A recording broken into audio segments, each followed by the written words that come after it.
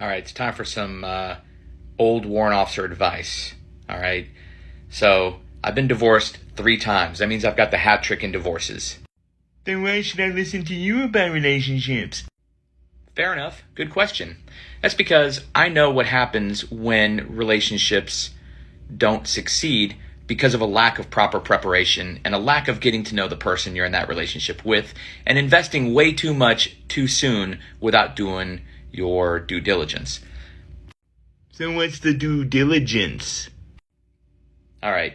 Plain and simply, the due diligence is making sure that within the first 3 dates, you get to know that person very well. And what I mean by that is talk a lot and find out what their core values are. But what's a core value? Core values are those things that you hold dear to your heart that nobody's ever going to change your mind about. These are things you believe in firmly. For some people, that would be religion. Maybe it's abortion rights, either for or against. It may be political affiliation. It may be gun rights. Those are core values.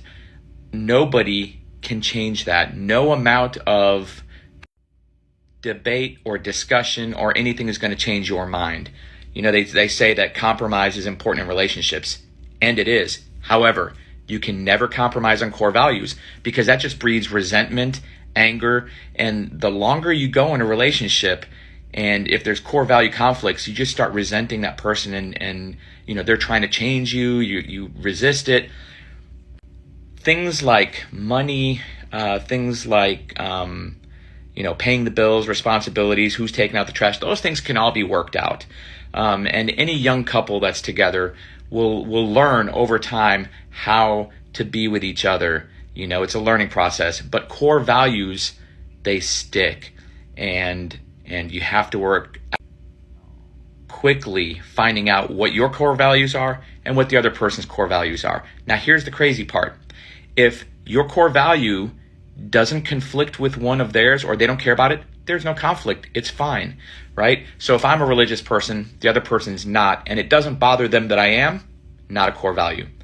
If I have a core value that I'm pro-choice and the other person has a core value that they're pro-choice, that's even better, right? Because now you have core values that are in alignment. But what will never work is somebody who is, let's say, very conservative, another person who's very liberal, and they feel very firmly about that and they dislike the other party or the other ideology. That's just going to cause anger and discontent in the future. So make sure you work out those core values. Make sure you find out what they are, identify them, and make sure you have no conflicts, and you will have a happy relationship